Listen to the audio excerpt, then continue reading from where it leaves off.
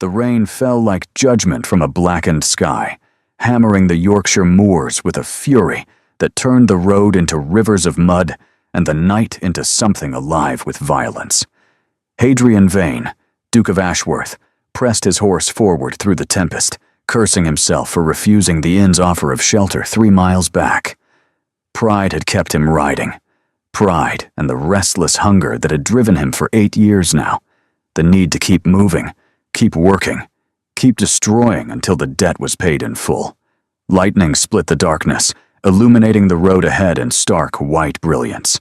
In that flash, he saw her, a figure crumpled at the edge of the road, half submerged in a ditch where rainwater rushed toward some unseen destination. Dark hair plastered to pale skin, a traveling dress, once fine, now ruined with mud. One arm stretched out as if she'd been crawling toward something before her strength gave out. Hadrian pulled his horse to a violent stop, nearly unseating himself in the process. For one terrible moment, he thought she was dead. Then another flash of lightning revealed the shallow rise and fall of her chest. He was off his horse before conscious thought caught up with him, boots sinking into the mire as he reached her. She was lighter than he expected when he gathered her into his arms, her body cold and trembling against his chest. Her head lolled against his shoulder, and he caught the scent of rain and roses, and something else beneath it, something that made his chest tighten with an emotion he refused to name. "Hold on," he muttered, though she likely couldn't hear him over the storm's roar. "Just hold on." Ashworth Manor was still 2 miles distant, but Hadrian had never ridden faster in his life. He cradled the unconscious woman against him with one arm, controlling his horse with the other, and raced through the darkness like the devil himself was giving chase. The manor emerged from the storm like a fortress, its windows glowing with warm light that seemed to promise safety. Hadrian barely waited for his horse to stop before he was dismounting, shouting for servants, carrying the woman through the grand entrance hall, leaving a trail of rainwater across marble floors that had been in his family for 6 generations.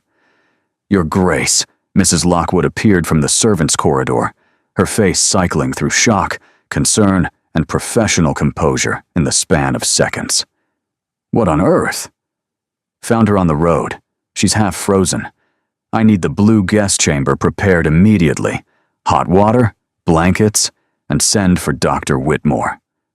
"At once, Your Grace." Hadrian took the stairs 2 at a time, the woman still limp in his arms. She'd stirred briefly during the ride, her eyes fluttering open to reveal irises the color of a winter sea, pale green touched with gray. She'd looked at him without recognition, without fear, with something that might have been gratitude before unconsciousness claimed her again. He shouldn't care. He'd built his life on not caring, on cold calculation and colder revenge. He'd learned the cost of trust, of softness, of letting people close enough to destroy you. But something about the way she'd reached for him in that brief moment of awareness had cracked something he thought he'd sealed away years ago. The blue guest chamber was ready by the time he reached it, a fire already blazing in the hearth, a maid turning down the bed with efficient hands. Hadrian laid the woman down with more gentleness than he'd shown anyone in recent memory, stepping back only when Mrs. Lockwood arrived with warm towels and a determined expression. "We'll take care of her, Your Grace. You should change out of those wet clothes before you catch your death." Hadrian nodded, but he didn't move. He stood in the doorway, watching as the maids worked to warm the stranger, and tried to understand why his heart was pounding so hard against his ribs. She was beautiful. He could see that even through the mud and the pallor of near death. High cheekbones, a stubborn chin, lips that looked like they were made for smiling, even though they were currently blue with cold. Late 20s, perhaps. Gently bred, judging by the quality of her ruined dress and the softness of her hands. But there was something else. Something that nagged at the edges of his memory like a half-forgotten dream. "Was there anyone else?" Mrs. Lockwood asked, interrupting his thoughts. "A carriage? A companion?" "No. She was alone." "Traveling alone in this weather?" The housekeeper's tone conveyed what she thought of such foolishness. She must have been desperate. Desperate. Yes, that was the word. Hadrian had seen desperation before. He'd caused it often enough in recent years, hunting down every member of the family that had destroyed his father, stripping them of money, reputation, hope. It was what they deserved. What justice demanded. But looking at this woman, fragile and fighting for warmth in his guest bed, he felt something he hadn't experienced in a very long time. Doubt. "Send word when she wakes," he said finally. "I want to know who she is." He turned and walked away before Mrs. Lockwood could respond, retreating to his own chambers to change out of his soaked clothing and pour himself a whiskey that did nothing to quiet the strange churning in his gut. The storm continued to rage outside his window, but inside Hadrian's mind, a different kind of tempest was building. He'd spent 8 years feeding his hatred, nurturing it, letting it grow into something that consumed everything else in his life. His sister Cressida said he'd become a ghost, going through the motions of living without actually being alive. His grandmother worried he'd never marry, never produce an heir, never allow himself any happiness. His enemies whispered that the Duke of Ashworth had no heart at all. They were wrong. He had a heart. He'd simply locked it away where no one could touch it, where no one could use it against him.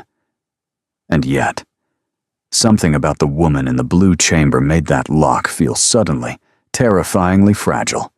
He drained his whiskey and poured another, staring into the fire until the flames blurred and danced before his eyes. Who was she? Where had she come from? And why did some instinct deep in his bones insist that finding her had changed everything?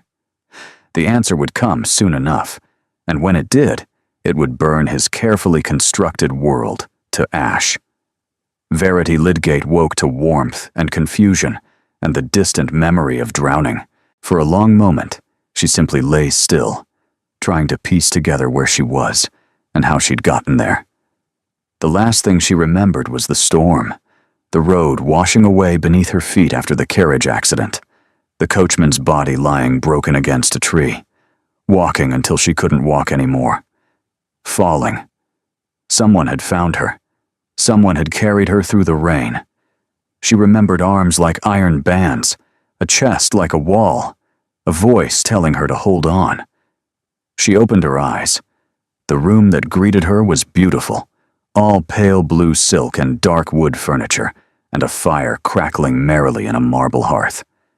Sunlight streamed through tall windows, suggesting the storm had passed, and a new day had dawned. A new day in a stranger's house, in a stranger's bed, wearing a nightgown that wasn't hers. Verity sat up slowly, ignoring the pounding in her head and the ache in every muscle. She needed to understand her situation. She needed to find out where she was. A young maid dozing in a chair by the fire jerked awake at the sound of movement. Her eyes went wide, and she scrambled to her feet with a curtsy. "Oh, miss, you're awake. Mrs. Lockwood said to fetch her the moment you stirred. Please, stay in bed. I'll be right back." She fled before Verity could ask any questions, leaving her alone with her confusion and a growing sense of unease. The room offered few clues about her host. No family portraits, no personal items, nothing to identify the house or its owner. Just elegant, impersonal luxury that spoke of old money and older pride. Verity pushed back the covers and swung her legs over the side of the bed, testing her strength. Her limbs felt weak but functional. Nothing broken, nothing permanently damaged. She'd survived. The question was, survived into what? The door opened, and a severe-looking woman in black entered with the kind of quiet authority that marked a senior servant. Housekeeper, Verity guessed. Her eyes were sharp, assessing, not unkind, but certainly not warm. "Good morning, miss. I'm Mrs. Lockwood. How are you feeling?" "Confused," Verity admitted. "Where am I?" "Ashworth Manor, miss. His Grace the Duke of Ashworth found you on the road last night and brought you here." The world stopped. Ashworth, Duke of Ashworth, Hadrian Vane, the man who had spent the last 8 years systematically destroying her family. The man who had ruined her brother's business ventures blocked every opportunity her father sought, spread whispers that closed doors before they could even knock. The man whose relentless campaign of revenge had driven her mother to an early grave and reduced their once proud family to genteel poverty and desperate scheming. The man Verity had vowed to confront if she ever got the chance. The man she'd imagined facing 1,000 times, demanding answers, demanding justice, demanding he see the human cost of his cold vendetta. And now she was lying in his guest bed, wearing his nightgown, entirely at his mercy. "Miss?" Mrs. Lockwood's voice cut through her spiraling thoughts. "Are you quite well? You've gone very pale." Verity forced herself to breathe. Think. She couldn't panic. She couldn't reveal who she was, not until she understood the situation better. "I'm sorry," she managed. "I'm simply overwhelmed. Did you say Duke?" "His Grace, Hadrian Vane, Duke of Ashworth." Mrs. Lockwood said it with obvious pride. "You're very fortunate he found you when he did. The doctor said another hour in that cold, and you might not have survived." Fortunate. Verity nearly laughed at the bitter irony. She'd been saved by the man who had ruined her life, the man who would throw her out into the street the moment he learned her name, or worse. "I should thank him," she said carefully. Is His Grace available? He's asked to be informed when you woke. But first, perhaps some breakfast? You must be famished." Verity nodded automatically, her mind racing.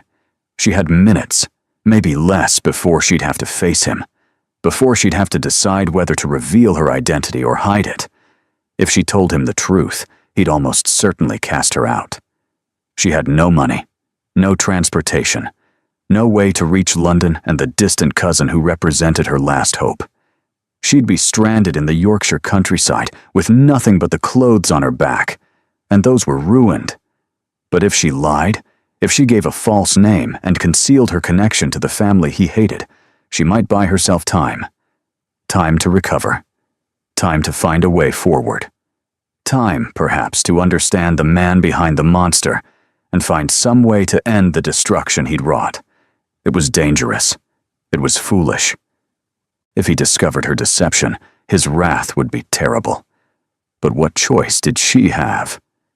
The door opened again, and Mrs. Lockwood stepped aside with a murmured, "Your Grace."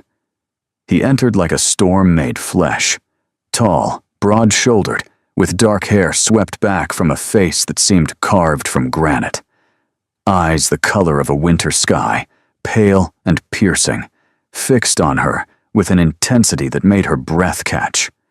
He moved with the unconscious authority of a man who had never been denied anything in his life, and the air in the room seemed to change when he entered, becoming charged with something electric and dangerous.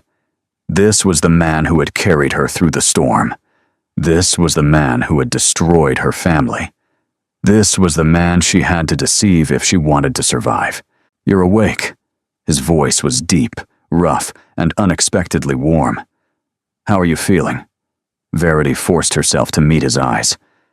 "Better, thanks to your kindness, your grace. I owe you my life."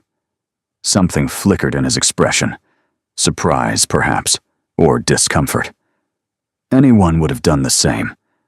"What's your name?" "We found no identification, no luggage." The moment of truth. Verity's heart pounded against her ribs, but she kept her voice steady. "Verity Marsden," she said, using her mother's maiden name. "I was traveling to London when the storm caught us. The carriage overturned. The coachman—" She didn't have to fake the tremor in her voice. "I was the only survivor." His expression softened almost imperceptibly. "I'm sorry. That must have been terrifying." It was. She looked down at her hands, playing the role of the traumatized survivor, because it wasn't entirely a role. "I don't know what I would have done if you hadn't found me." "You would have died." The blunt words hung between them. When Verity looked up, Hadrian Vane was watching her with those pale, piercing eyes, and she had the sudden, terrifying sensation that he could see straight through her lies to the truth beneath. But he only nodded once, stepped back toward the door. Rest today. We'll discuss your situation when you've recovered your strength. Mrs. Lockwood will see to anything you need. He was gone before she could respond, leaving Verity alone with her racing heart and the knowledge that she'd just made a deal with the devil. She only hoped she could survive long enough to collect on it. 3 days passed in a strange sort of limbo. Verity recovered her strength slowly, spending her hours in the beautiful blue chamber or taking careful walks through the manor's endless corridors. The servants were kind, but distant, treating her with the polite wariness reserved for guests whose status was unclear. Mrs. Lockwood checked on her regularly, ensuring she had everything she needed while revealing nothing about the household's inner workings. And Hadrian Vane remained a ghost. She caught glimpses of him occasionally, a tall figure disappearing around a corner, a shadow passing a window in the east wing where she'd been told his study was located. Once she heard his voice in the entrance hall, giving instructions to a servant with clipped efficiency. But he made no effort to see her, sent no invitations to dine, offered no further conversation. It should have been a relief. Instead, it felt like waiting for an executioner who kept postponing the appointment. On the 4th morning, the summons finally came. His Grace requests your presence in the library, Mrs. Lockwood announced, her expression giving nothing away. If you're feeling well enough. Verity wasn't, but she nodded anyway. Better to face this now than spend another day drowning in anticipation. The library was magnificent, a 2-story cathedral of books with a gallery running around the upper level and tall windows that flooded the space with morning light. Hadrian stood before the fireplace, one hand resting on the mantel, his face half-shadowed despite the brightness. Miss Marsden, please, sit. She chose a chair near the window, putting distance between them, giving herself light to read his expression while keeping her own face harder to decipher. A small advantage, but in this game, she'd take whatever she could get. You wanted to see me, Your Grace. I've made inquiries. He turned to face her fully, and something in his expression made her stomach drop. About the carriage accident. About you, Verity's heart stopped. He knows. He knows everything. The local magistrate confirmed a carriage overturned on the North Road during the storm, Hadrian continued. 1 casualty, the driver. 1 passenger, a woman traveling alone. But the carriage was registered to a Mrs. Catherine Holloway of London. His eyes narrowed. Not a Miss Marsden of anywhere. Relief and terror warred in Verity's chest. He'd found the discrepancy, but he hadn't found the truth. Not yet. Mrs. Holloway is my cousin, she said, the lie flowing more easily than she'd expected. A widow. She lent me her carriage for the journey north. I was visiting family. What family? The Ashbournes of Whitby, distant relations on my mother's side. She'd prepared this story over the past 3 days, constructing a web of half-truths that would be difficult to verify. The Ashbournes were real, a minor family she'd read about in an old society paper. They were unlikely to have any connection to the Lydgates, or any reason to know her true identity. Hadrian studied her for a long moment, and Verity forced herself to hold his gaze without flinching. You're lying about something, he said finally. I'm not certain what, but you're lying. Your Grace, I assure you, don't. He held up a hand. I've built my fortune on reading people, Miss Marsden, on knowing when they're hiding something. You're hiding something. The question is whether it matters. Verity's breath caught. And does it matter? He moved away from the fireplace, crossing to the window where the light fell full on his face. Up close, she could see the fine lines around his eyes, the slight hollowing of his cheeks that spoke of sleepless nights and relentless pressure. He was perhaps 32 or 33, young for a duke, but something in his expression seemed far older. I've been trying to decide, he said slowly. What to do with you. I'm not your responsibility. If you'd simply lend me enough for coach fare to London, I'll trouble you no further. And arrive in London with nothing? No clothes, no references, no protection. He shook his head. Whatever you're running from, whatever you're hiding, sending you off alone would be tantamount to destroying you. The irony of his words cut like a blade. He had destroyed her, systematically and thoroughly, and he didn't even know it. Then what do you propose? Hadrian was silent for a long moment. When he spoke, his voice was careful, measured, as if he was working out the words as he said them. My sister Cressida arrives tomorrow. She's been in Bath for the season, but she's returning for a house party we're hosting next week. Several influential families, business connections, potential alliances. He paused. She needs a companion. Verity blinked. A companion? Someone to keep her company, accompany her to events, provide a buffer against the fortune hunters who inevitably swarm whenever she appears in society. His jaw tightened. I've tried hiring professionals, but they either bore her to tears or quit within a month. She's, shall we say, spirited. And you think I would be different? I think you're clever, desperate, and have nowhere else to go. That combination tends to produce results.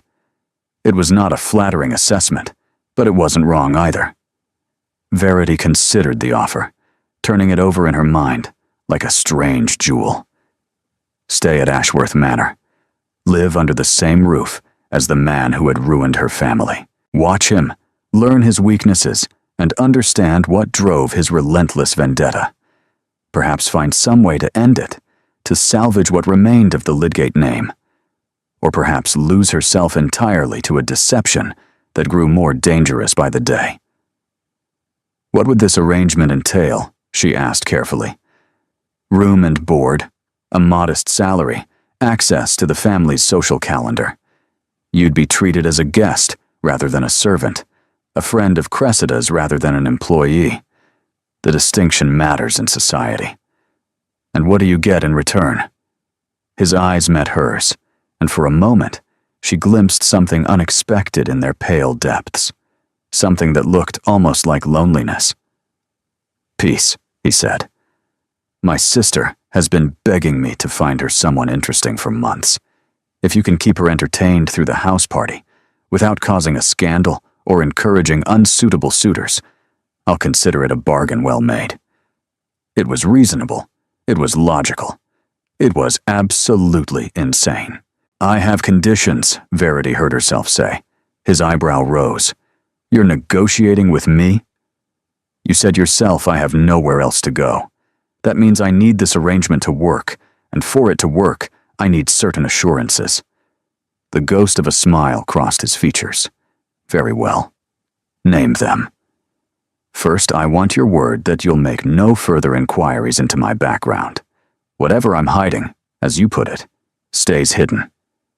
That's a dangerous promise to demand from someone who just admitted you're lying to them. Nevertheless, he considered, then nodded slowly.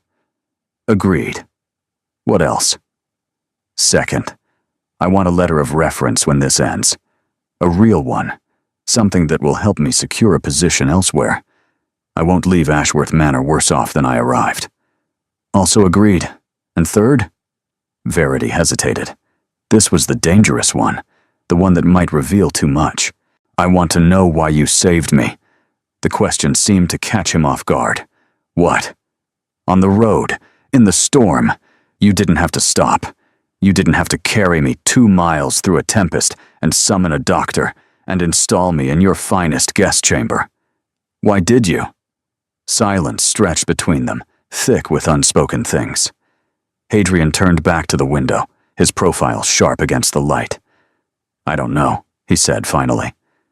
I've been asking myself the same question for 4 days. It wasn't an answer, but somehow it felt like the most honest thing he'd said. Do we have an agreement? Verity asked. He turned, crossing the distance between them until he stood close enough that she had to tilt her head back to meet his eyes. close enough that she could smell cedar and wood smoke and something darker beneath, something that made her pulse quicken despite everything. "We have an agreement, Miss Marsden. Welcome to Ashworth Manor." He extended his hand.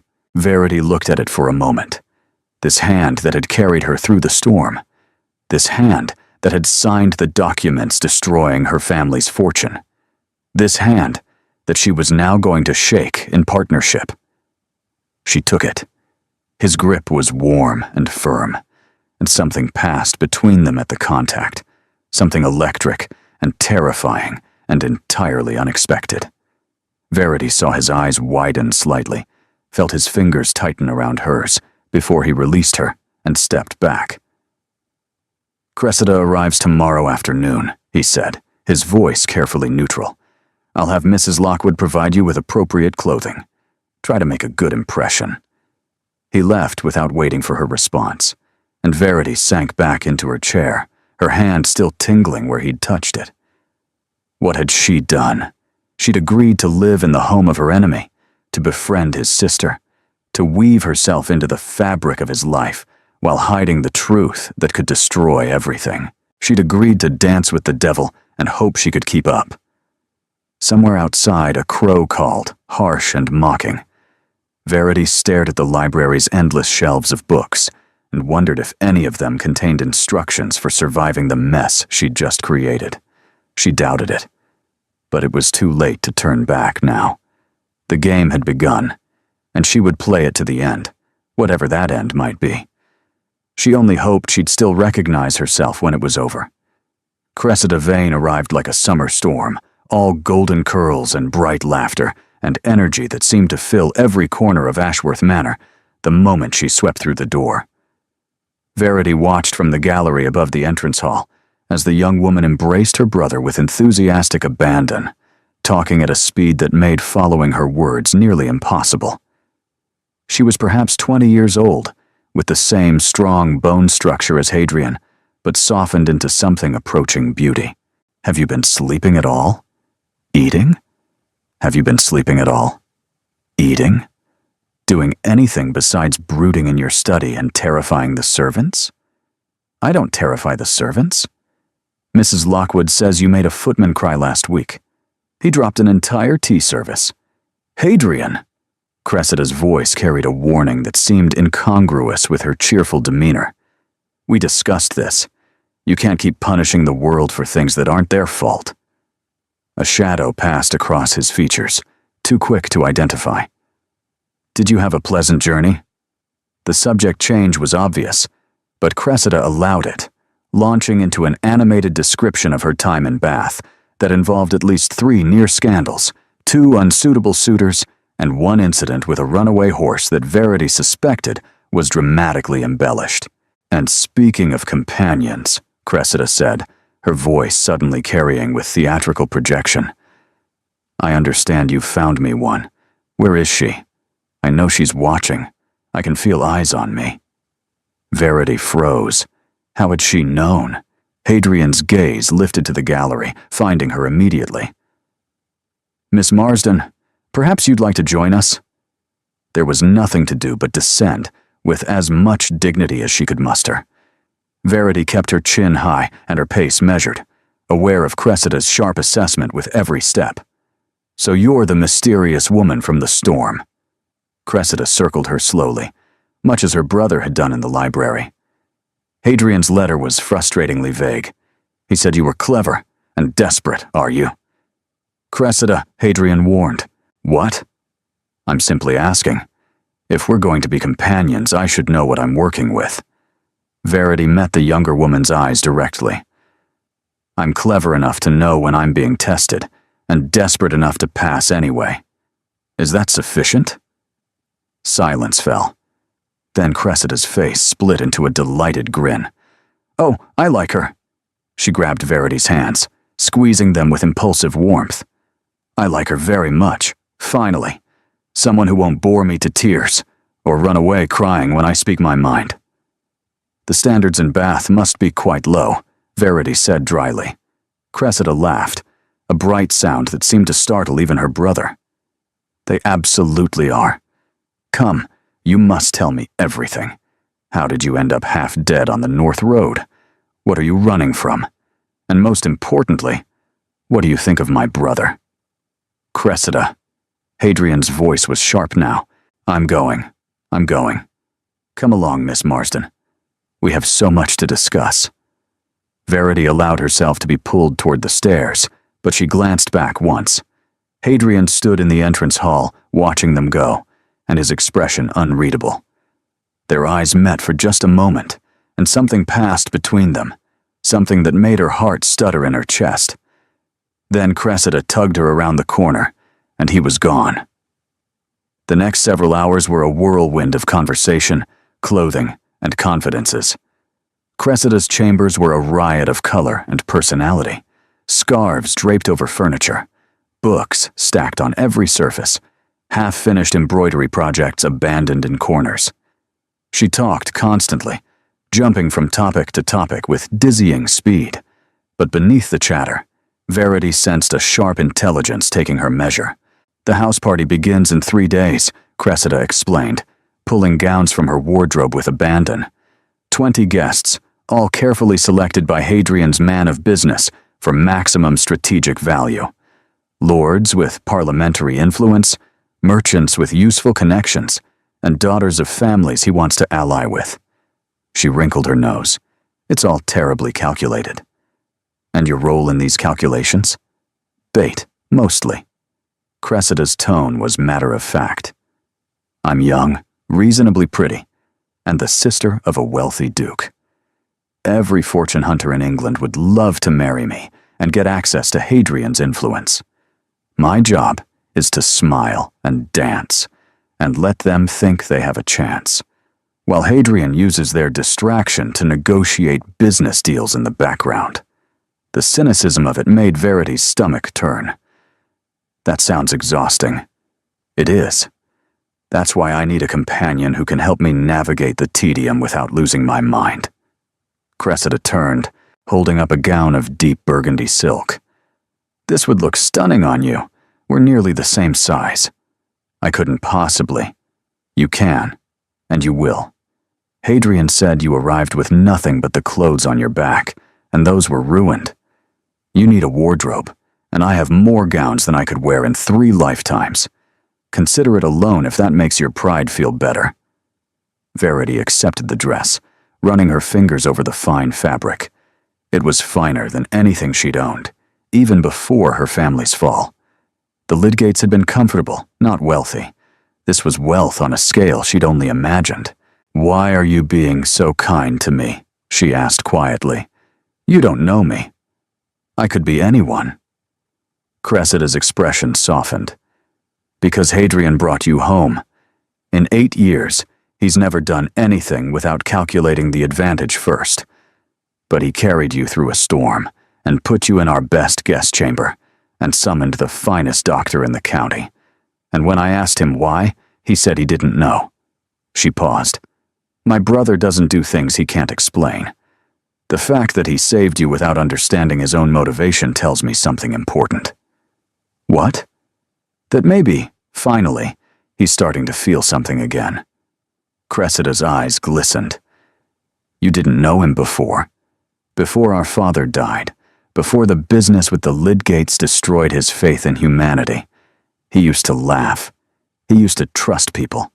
He used to believe that the world could be fair if you worked hard enough." "The Lydgates." "Lydgates?" Cressida's face darkened. "They were in the same room as me, but I didn't see them. I was in the kitchen, and I was alone. I was in the kitchen, and I was alone. I was in the kitchen, and I was alone. I was in the kitchen, and I was alone. I was in the kitchen, and I was alone. I was in the kitchen, and I was alone. I was in the kitchen, and I was alone. I was in the kitchen, and I was alone. I was in the kitchen, and I was alone. I was in the kitchen, and I was alone. I was in the kitchen, and I was alone. I was in the kitchen, and I was alone. I was in the kitchen, and I was alone. I was in the kitchen, and I was alone. I was in the kitchen, and I was alone. I was in the kitchen, and I was alone.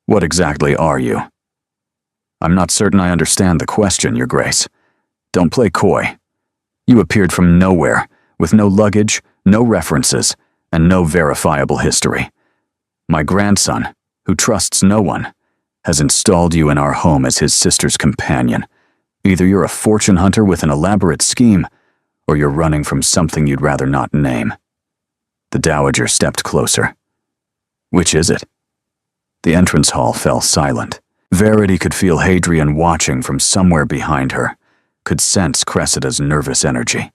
This was the test. This was where she proved herself, or failed. Neither, Your Grace, she said quietly. I'm simply a woman who found herself in desperate circumstances and was shown unexpected kindness.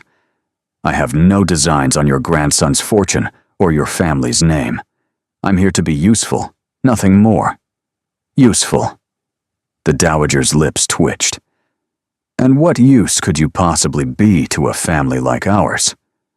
That remains to be seen.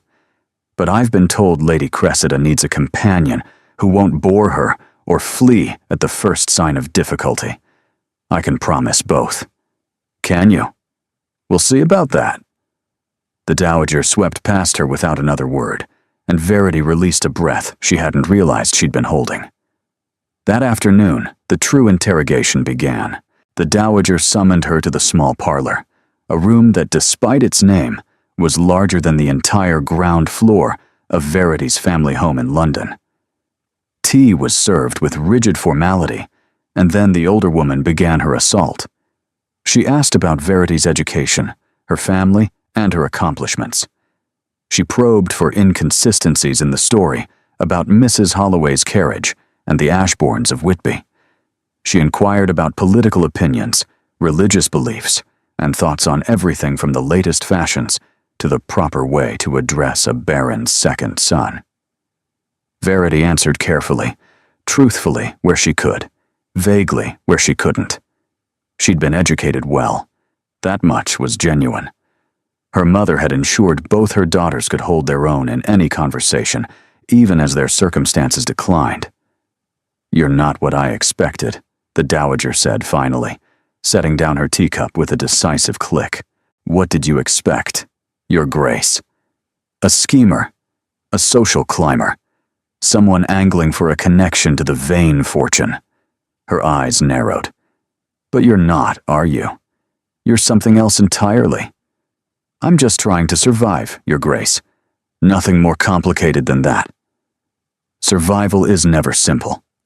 The Dowager stood, moving to the window, with the measured grace of someone who had spent a lifetime commanding rooms.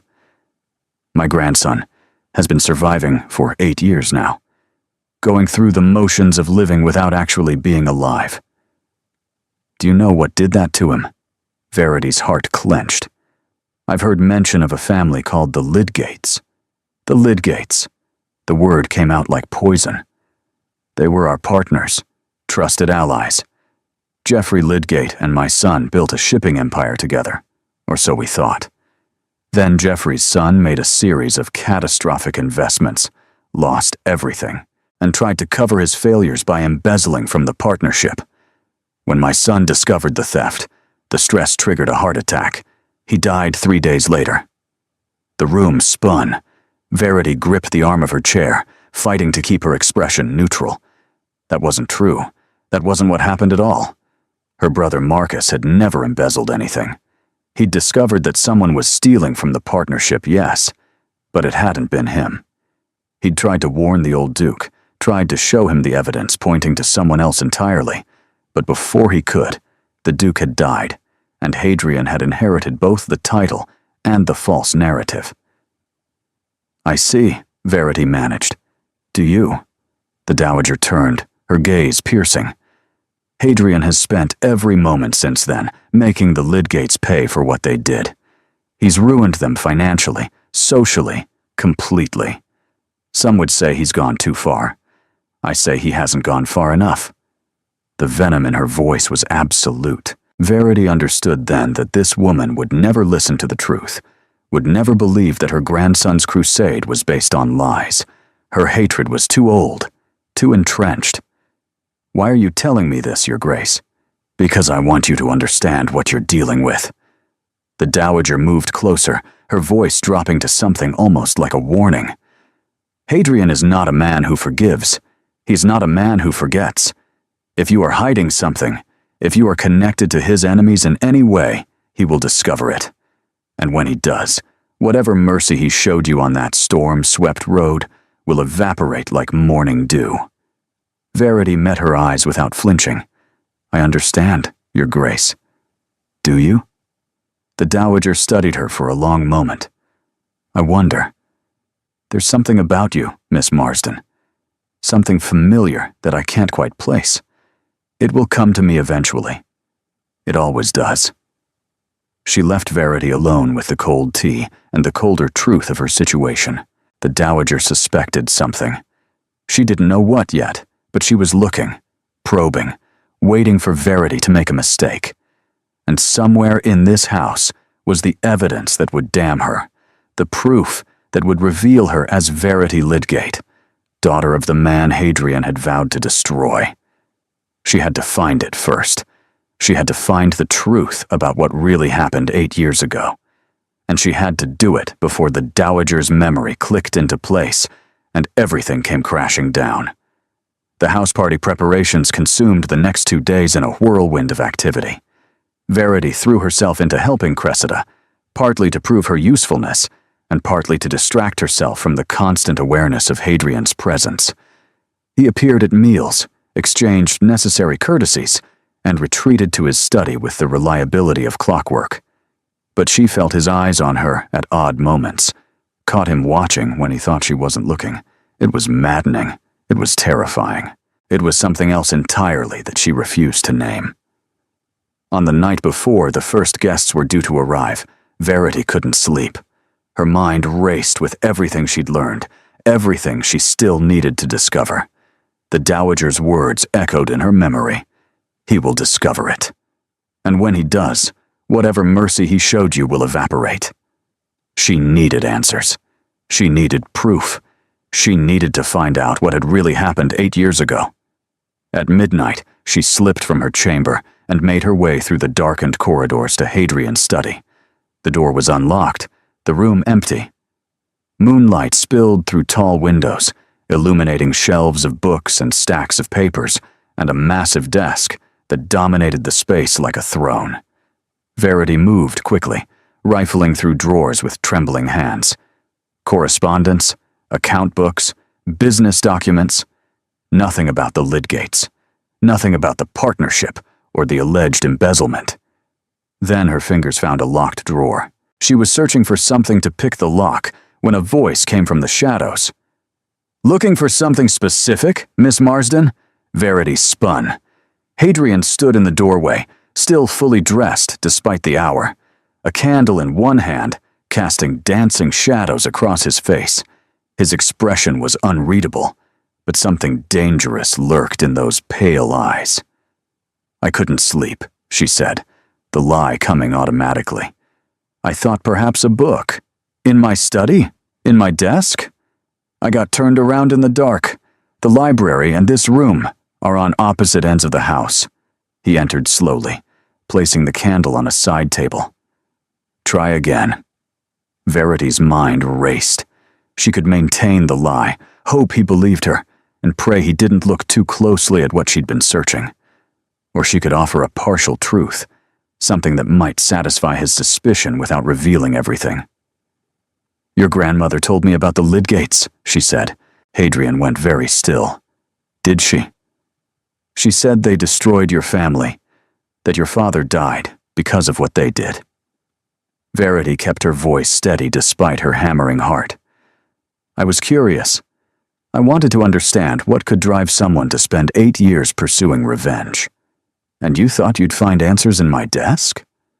I thought I might find something that explained who you really are, beyond the title, beyond the reputation, beyond the man who saved me from a storm for reasons he still can't articulate. The honesty of it surprised even her, but something shifted behind his gaze, the dangerous edge softening into something more complex. What my grandmother told you is true, he said slowly. The Lydgates were our partners. Marcus Lydgate embezzled thousands of pounds, and when my father discovered it, the shock killed him. I came home from Scotland to find my father dead and our fortune nearly gutted. Everything I've done since then has been about justice. Justice or revenge?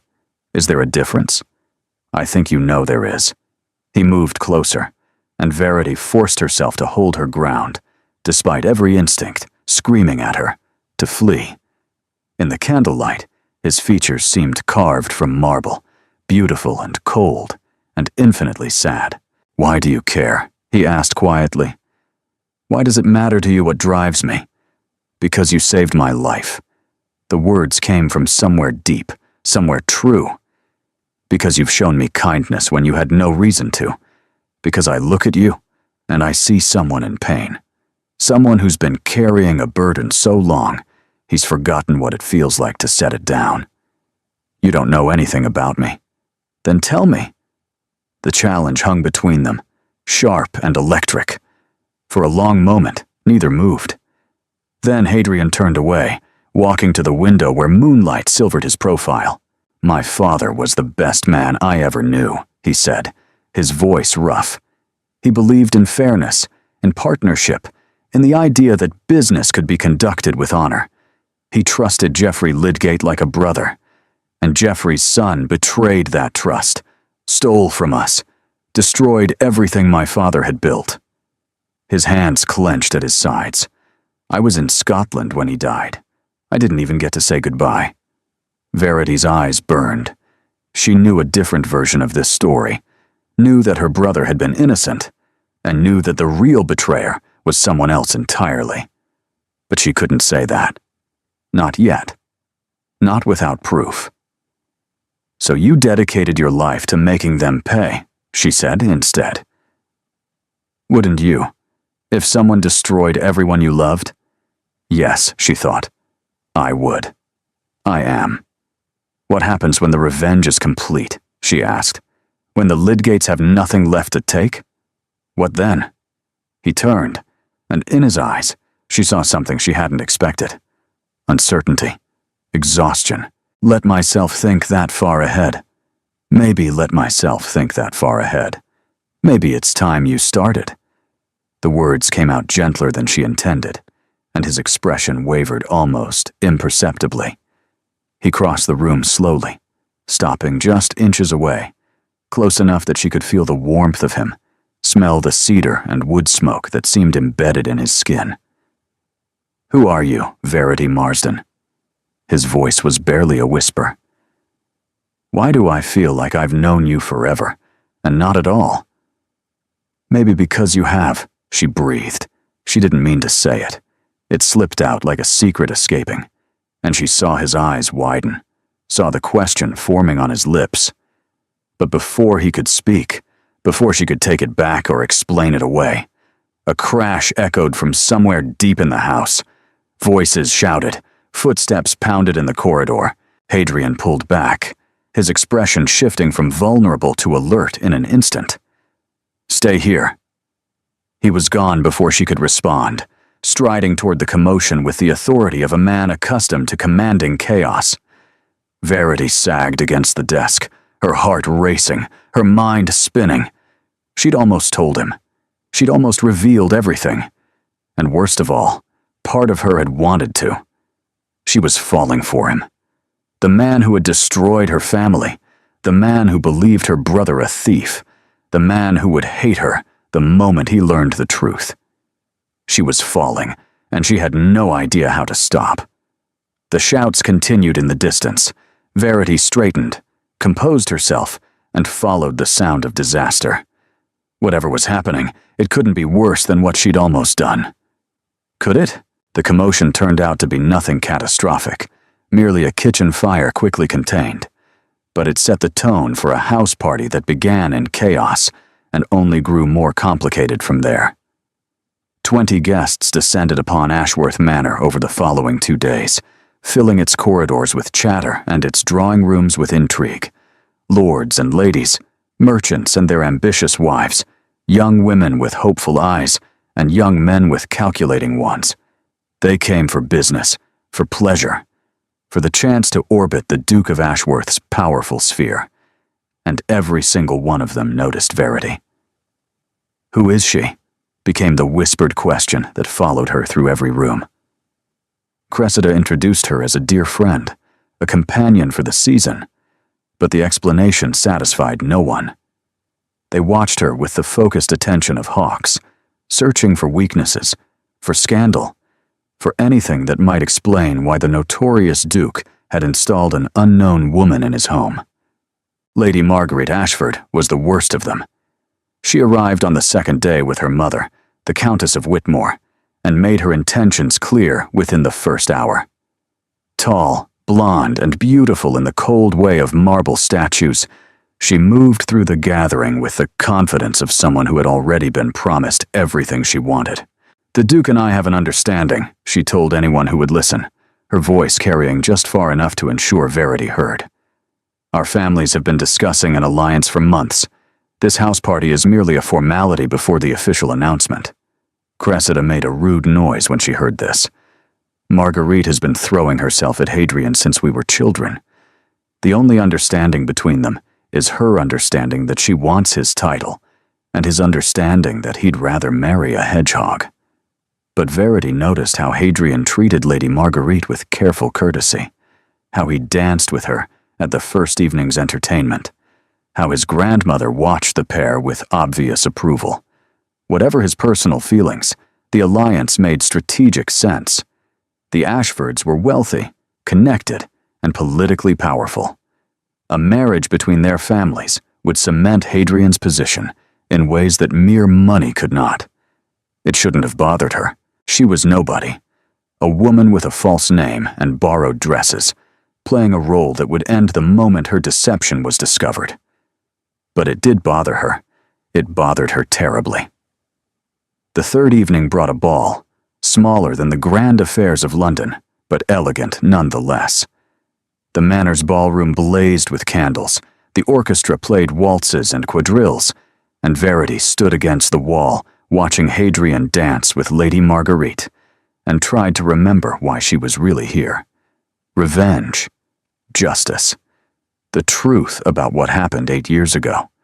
Not the way his eyes found hers across crowded rooms. Not the way her heart stuttered when he smiled.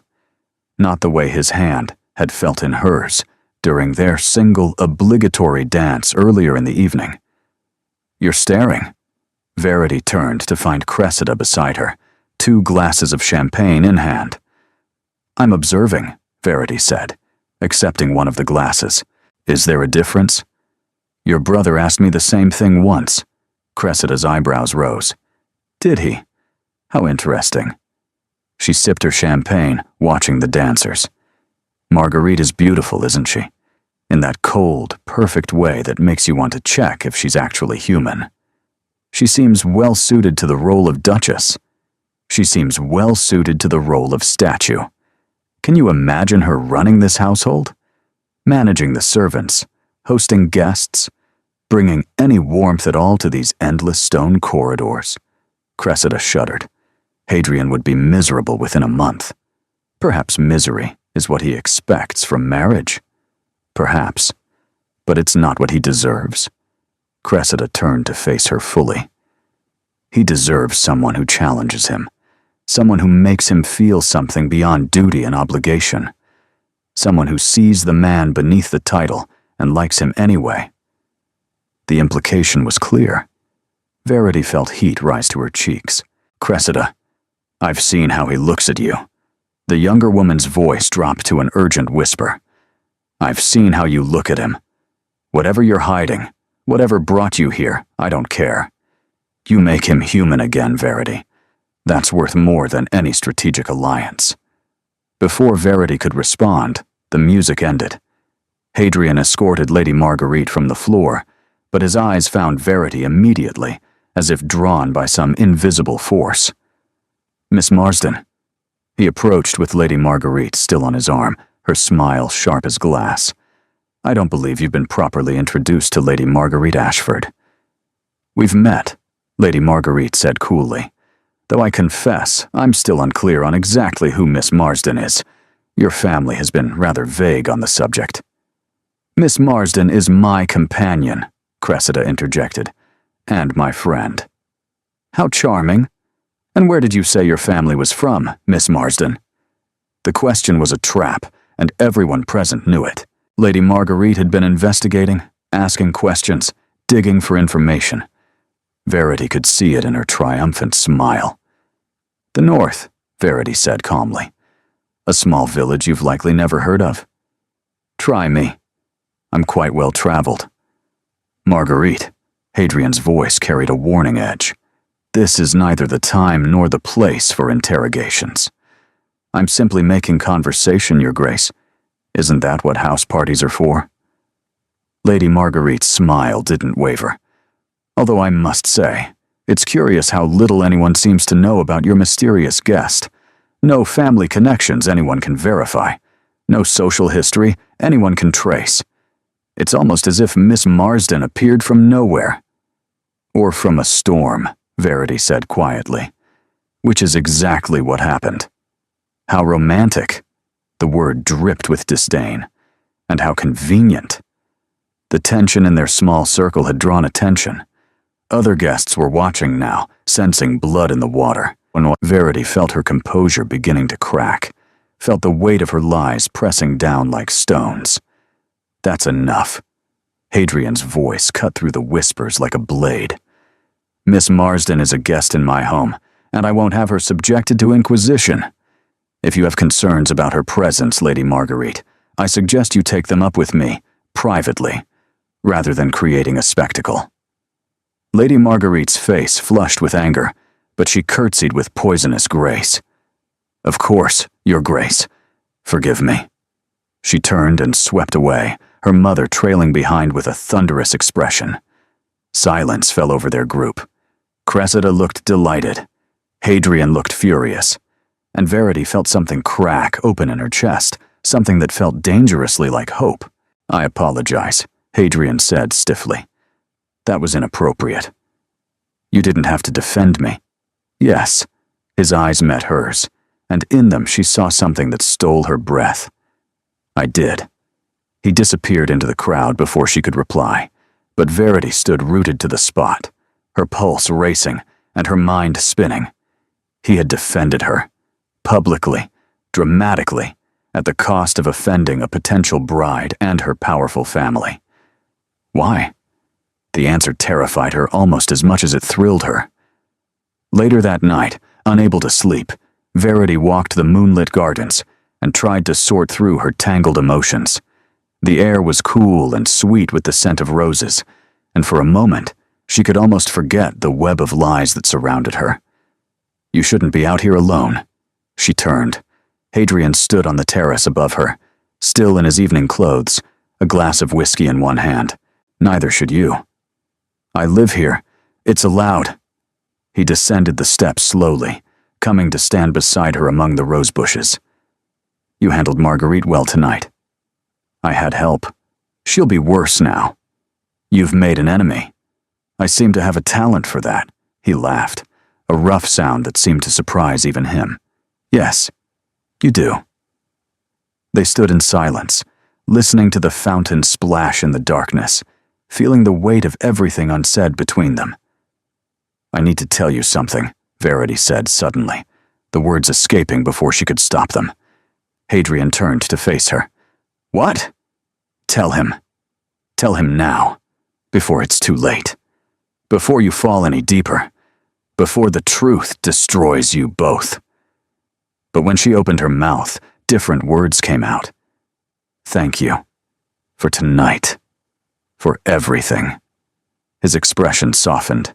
He reached out, his fingers brushing a strand of hair from her face with devastating gentleness. You're welcome, he said quietly. Though I suspect I should be thanking you. For what? For making me remember what it feels like to care about something beyond revenge. The confession hung between them, fragile and precious. Verity felt tears prick her eyes. Hadrian, don't. He stepped back, the mask sliding back into place. Don't say anything. Not yet. Not until we both know what we want this to be. He left her standing among the roses, her heart breaking with secrets she couldn't speak and feelings she couldn't contain. Tomorrow she would find a way to tell him the truth. Tomorrow everything would change. But tonight, she let herself imagine, just for a moment, what it might be like if this could be real. Tomorrow came wrapped in disaster. Verity woke to shouting in the corridor and emerged from her chamber to find the household in chaos. Servants rushed past with ashen faces. The dowager stood at the top of the stairs, her expression like carved ice. Grandmother. She's discovered something. Grandmother. She's discovered something. Cressida's face was pale. About you. The world tilted. What? I don't know the details. But she's locked in the study with Hadrian now, and the things she's saying. Cressida broke off, her eyes filling with tears. Verity, whatever you're hiding, you need to tell him yourself, before she poisons him against you completely. Verity's legs moved without conscious direction, carrying her through the corridors toward the study. She heard voices before she reached the door, raised and angry, the dowager's sharp accusations cutting through Hadrian's lower rumble. Lydgate! Her name is Verity Lydgate, and you've been sheltering her under your own roof. Ice flooded Verity's veins. She should run. She should flee while she still could, disappear into the countryside and never look back. Instead, she pushed open the door. They both turned. The dowager's face contorted with triumph and hatred. Hadrian's was a void, empty and terrible, every trace of warmth stripped away. So it's true, he said, his voice flat. You're Geoffrey Lydgate's daughter. Verity lifted her chin. Yes. Everything you told me was a lie. Your name, your family, your reasons for being here. Not everything. Her voice shook despite her best efforts. Not the things that mattered. The things that mattered? The dowager laughed, a sharp sound like breaking glass. You're the daughter of the man who destroyed this family, the sister of the thief who killed our son. Nothing you say matters. Marcus didn't steal anything. The words burst out, years of suppressed truth finally breaking free. He discovered the embezzlement. Yes, but he wasn't responsible. He tried to warn your son, tried to show him evidence that someone else was behind it. But your son died before he could listen, and you chose to believe the convenient lie rather than investigate the truth. Silence fell like a hammer. How dare you? The dowager's voice trembled with rage. How dare you come into this house and speak such filth? It's not filth, it's the truth. Verity turned to Hadrian, pleading. The partnership's accountant, a man named Silas Crawford, he was the real embezzler.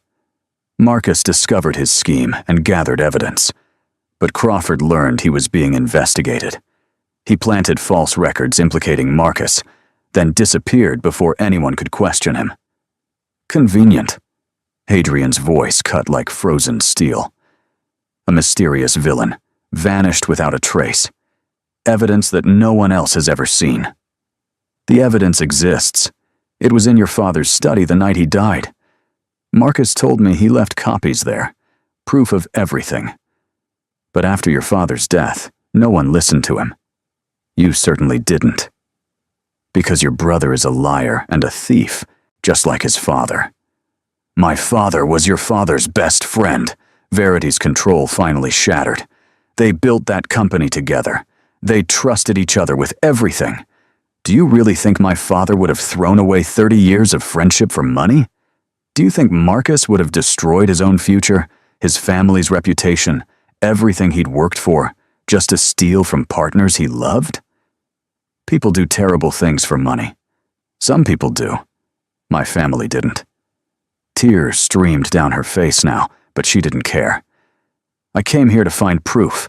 I came here to clear my brother's name and show you the truth about what happened. I never meant to. I didn't expect to. To what? Hadrian stepped closer, his face terrible in its blankness. To make me care about you. To make me defend you publicly against my grandmother's chosen bride. To make me stand in the moonlight, confessing that you'd reminded me how to feel? Each word was a dagger. That was real, Verity whispered. Whatever else was, lies that was real. How would I know the difference? He turned away, his shoulders rigid as stone. Get out. Hadrian, get out of my house, now, before I have you thrown out. The dowager smiled, a vicious expression of vindication. You heard him. Leave. And know that whatever destruction my grandson hasn't yet brought upon your family, he will complete now. This mercy you received ends today. Verity looked at Hadrian's back, at the man she'd come to love despite every reason not to, and felt her heart crack along fault lines she hadn't known existed. The evidence is real, she said quietly. Somewhere in this house, there are documents that prove my brother's innocence. I hope one day you'll look for them. I hope one day you'll see the truth. She left without waiting for a response, walking through the corridor she'd come to know, past the servants who wouldn't meet her eyes, out the front door into morning light that seemed too bright for the darkness inside her. No carriage was offered. No money. Nothing but the clothes on her back, which were technically still borrowed, and the Byron volume still hidden in her chamber, which she'd never have a chance to retrieve. She started walking. Behind her, Ashworth Manor grew smaller and smaller, until it was just a shape on the horizon, then a memory, then a wound that would never fully heal. Hadrian didn't move for a long time after Verity left. He stood at the window of his study, watching her figure grow smaller on the long drive, feeling nothing. He'd become very good at feeling nothing over the past 8 years. It was a survival skill, a way of enduring the endless weight of grief and rage without being crushed beneath it. You did the right thing, his grandmother said from somewhere behind him. She was a viper in our midst. God knows what damage she might have done if I hadn't uncovered her true identity. How did you discover it? A letter arrived this morning from her cousin, the real Mrs. Holloway. She'd been trying to reach Miss Lydgate for weeks, apparently. When her inquiries reached us, everything became clear. Lydgate. The name still burned like acid. She claimed there was evidence, Hadrian said slowly. Documents proving her brother's innocence. Lies. Desperate lies from a desperate woman. Perhaps, he turned from the window. Or perhaps not. I think I'll look anyway. His grandmother's face contorted. Hadrian, don't be foolish. There's nothing to find. The Lydgates destroyed our family.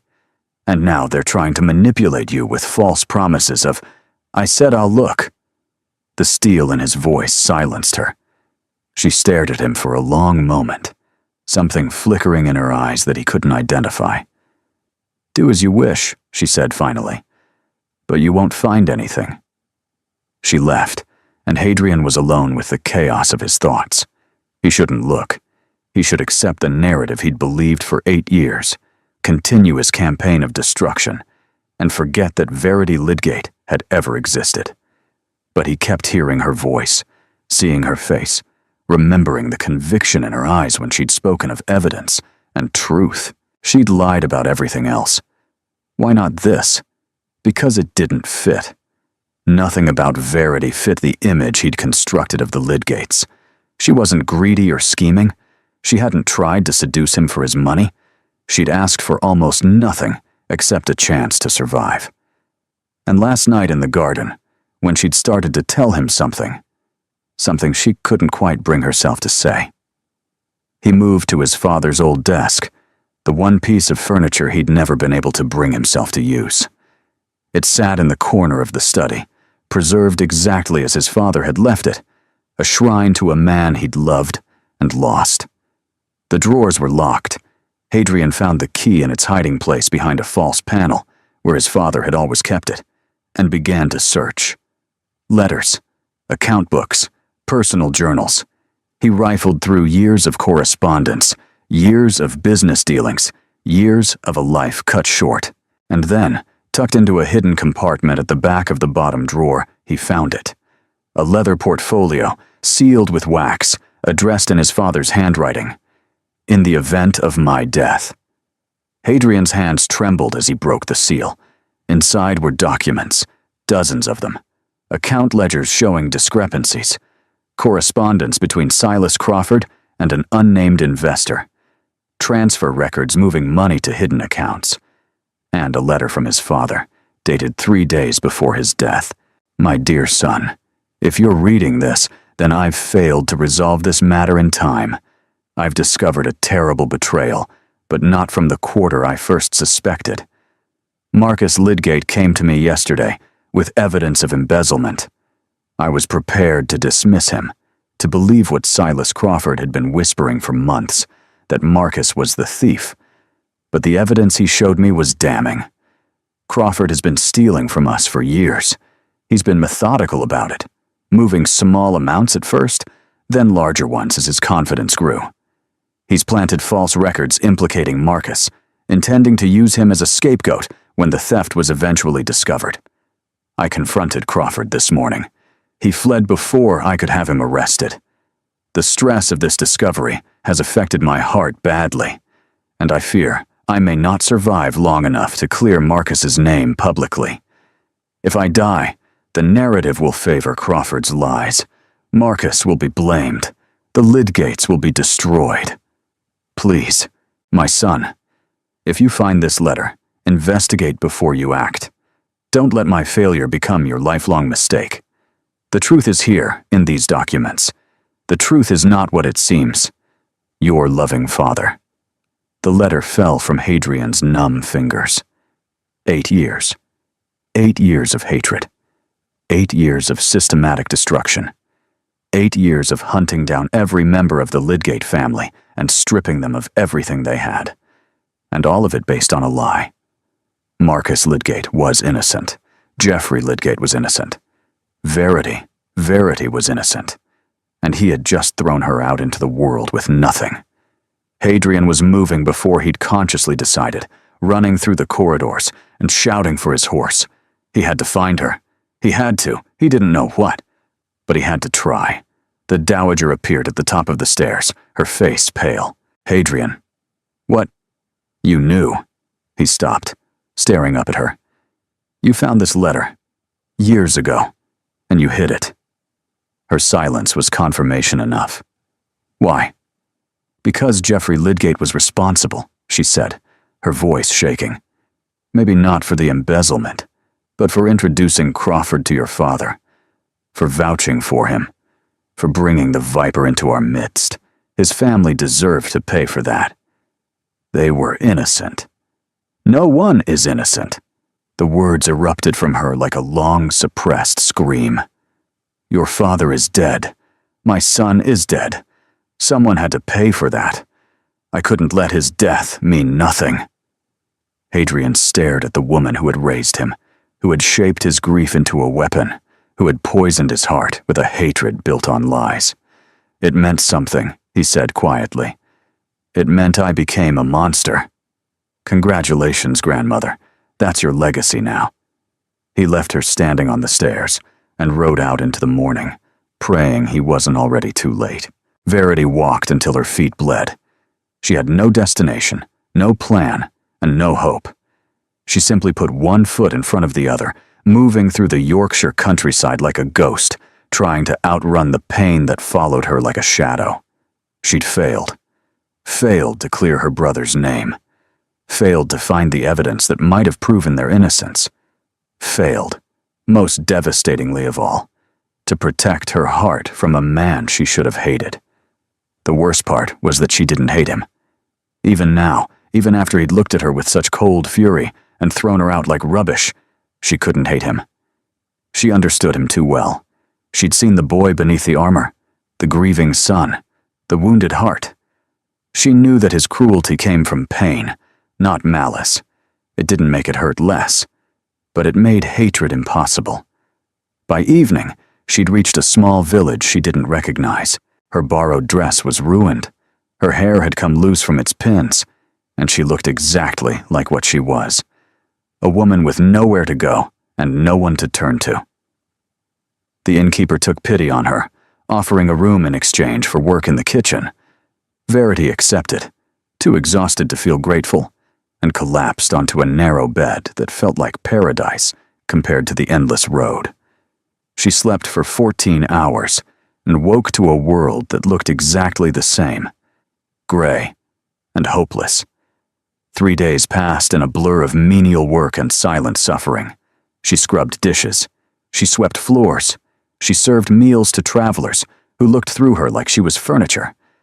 And every night, she lay awake in her tiny room and wondered how everything had gone so wrong. On the 4th morning, a carriage arrived at the inn, far too fine for such a modest establishment. Verity was carrying water from the well when it pulled into the yard, and she knew, even before the door opened, who would emerge. Cressida practically threw herself from the carriage. Verity. Oh, thank God. We've been searching everywhere. Verity's heart stuttered. Cressida, what are you doing here? Bringing you home, obviously. Cressida grabbed her hands, her eyes brimming with tears. Everything's changed. Hadrian found the evidence. He found your father's letter. He knows the truth about everything. About Crawford. About your brother. About grandmother's lies. The world spun. Verity gripped Cressida's hands to keep from falling. What? Come back with me, please. He's been half mad since you left, searching every village between here and London.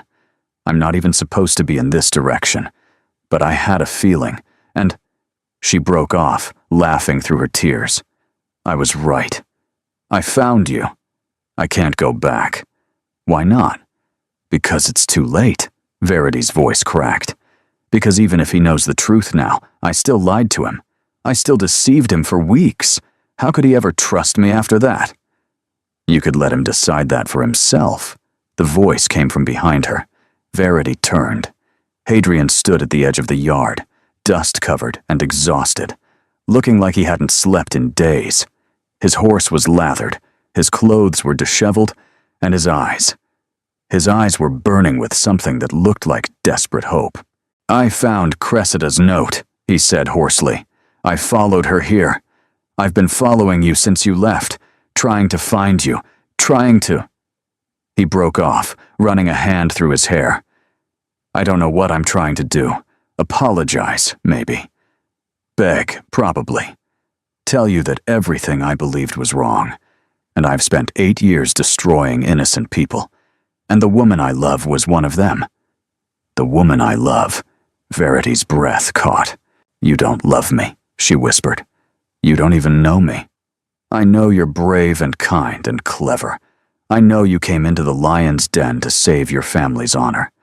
I know you had every reason to hate me, and instead, you made me feel alive for the first time in years. He stepped closer. I know I was falling in love with you before I knew your name, and finding out the truth didn't change that. It just made me realize how much I'd almost lost. Hadrian, I found my father's letter. I found the evidence your brother gathered. Crawford was the thief. Your family was innocent. And my grandmother, his voice broke. My grandmother knew. She hid the truth because she needed someone to blame. I've been her weapon for 8 years, and I never questioned it. You couldn't have known. I should have looked. I should have investigated instead of assuming. I should have been the man my father raised me to be, instead of the monster grief made me. He reached for her hands, and she let him take them. I'm so sorry. For everything. For what I did to your family. For what I did to you. For throwing you out when you were trying to save me from my own blindness. Tears spilled down Verity's cheeks. The things I said, the lies I told, were necessary. You came to find justice, and you found something neither of us expected. His grip tightened. Come home with me. Not to Ashworth Manor, not yet. Home to your family. Let me restore what I destroyed. Let me spend the rest of my life making amends. And us? The question slipped out before she could stop it. What about us? Hadrian lifted her hands to his lips, pressing a kiss to her knuckles with devastating tenderness. That's your choice, he said quietly. I won't ask for more than you're willing to give. But if you'll let me, I'd like the chance to earn your trust, to court you properly, without lies between us, to see if what we started in the storm can survive in the sunlight." Verity looked into his eyes, pale gray like winter skies, and saw everything she'd never dared to hope for. "Yes," she breathed. "Yes to all of it." He kissed her then, soft and sweet, a promise of things to come. Behind them, Cressida cheered loud enough to startle the horses. It wasn't a fairy tale ending. There was still so much to repair, so many wounds to heal, so many bridges to rebuild. But standing in the dusty yard of a country inn, held in the arms of a man who had traveled through darkness to find her, Verity finally believed that happy endings were possible, even for girls like her. The next weeks were a whirlwind of revelation and restoration. Hadrian published announcements in every major newspaper, declaring the Lydgate family's innocence and his own culpability in their destruction. He hired investigators to track down Silas Crawford, who was eventually found living under a false name in Belgium, and had him extradited to face justice. He restored the Lydgate family's financial holdings, their social standing, their place in the world they'd been driven from. And he faced his grandmother. The confrontation was private, but Verity heard about it afterward from Cressida, who had pressed her ear to the study door without shame. He told her she had two choices, Cressida reported, her eyes wide. Accept Verity completely and publicly, or leave Ashworth Manor forever. He said he was done letting her poison control his life. What did she choose? She cried. I've never seen grandmother cry before. She said she was sorry, that grief had made her cruel, that she'd convinced herself the ends justified the means. She begged him to forgive her. Did he? Cressida's expression softened. He said forgiveness would take time. But he wouldn't exile her. He said he'd already lost enough family to hatred, and he wasn't going to lose more. The Dowager's public apology came a week later, delivered at a gathering she'd arranged specifically for that purpose. She stood before 50 of society's most influential figures and admitted her role in perpetuating a false narrative, her concealment of evidence, her complicity in the destruction of innocent people. It was humiliating, was necessary, was. Want you to know that I see now what want you to know that I see now what my grandson sees. You're extraordinary, Miss Lydgate, and if you'll allow it, I'd like the chance to know the real you. Verity considered the woman who had been her enemy, who had nearly destroyed her, who had spent 8 years nurturing hatred instead of seeking truth. I'd like that, she said. In time. It wasn't absolution, but it was a beginning. As for Verity's own family, the reunion was everything she'd imagined, and more. Her brother Marcus wept openly when Hadrian presented him with the evidence of his innocence. Her father, frail but fierce, shook Hadrian's hand with dignity and grace. Her mother embraced Verity for so long that everyone else pretended not to notice their tears. You saved us, Marcus said, his voice rough with emotion. You did what I couldn't. You found the truth. I had help, Verity said, looking at Hadrian. He stood slightly apart, uncertain of his welcome in a family he'd spent years destroying. But Marcus crossed to him with purposeful steps and extended his hand. We should have been enemies, Marcus said. By rights, I should hate you for everything you did. But my sister loves you, and she's the best judge of character I know. If she believes in you, so do I. Hadrian shook his hand, and something in his expression finally relaxed. I'll spend the rest of my life proving worthy of that trust. See that you do.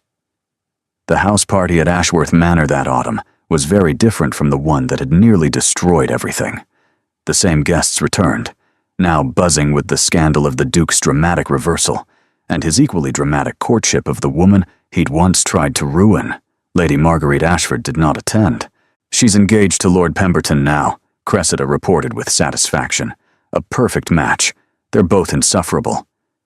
Verity laughed, something she did often now. The weight she'd carried for so long had finally lifted, replaced by a lightness that sometimes made her dizzy. She was standing on the terrace, watching the sunset paint the Yorkshire moors in shades of gold and rose, when Hadrian found her. "You look happy," he observed, coming to stand beside her.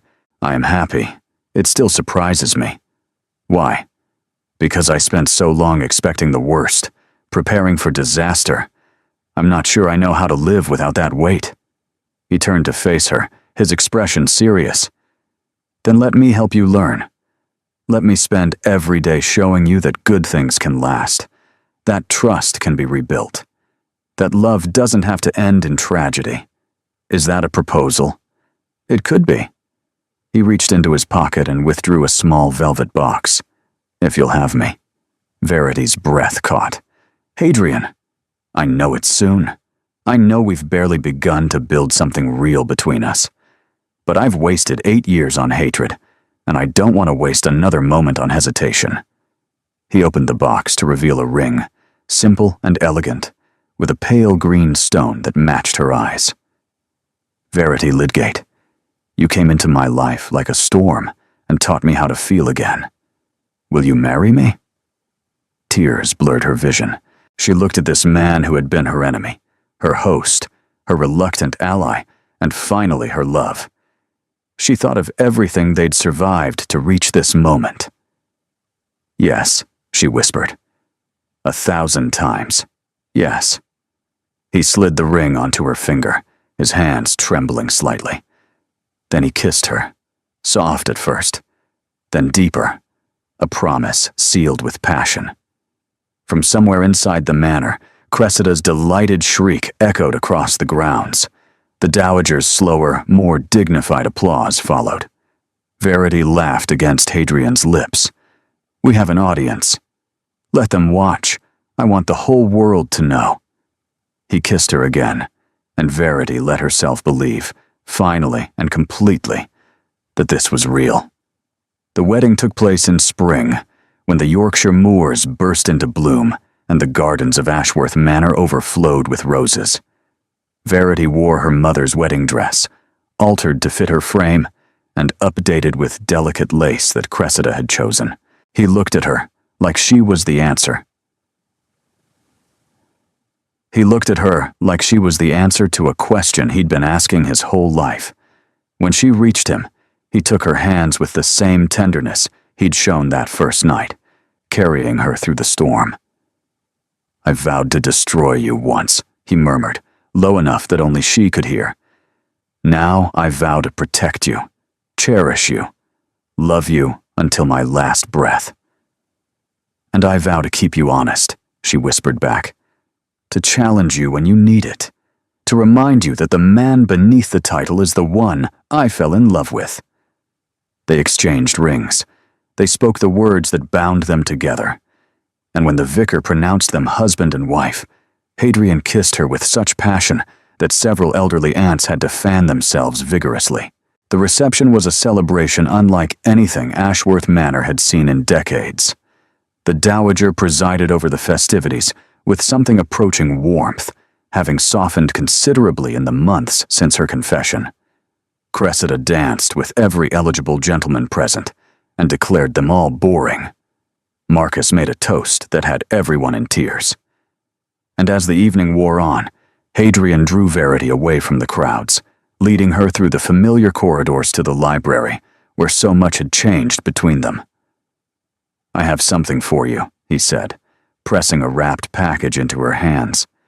Verity opened it to find a book, leather-bound and beautiful. Not just any book, she realized as she read the spine. A first edition of Wuthering Heights, set on these very moors. "I thought it fitting," Hadrian said.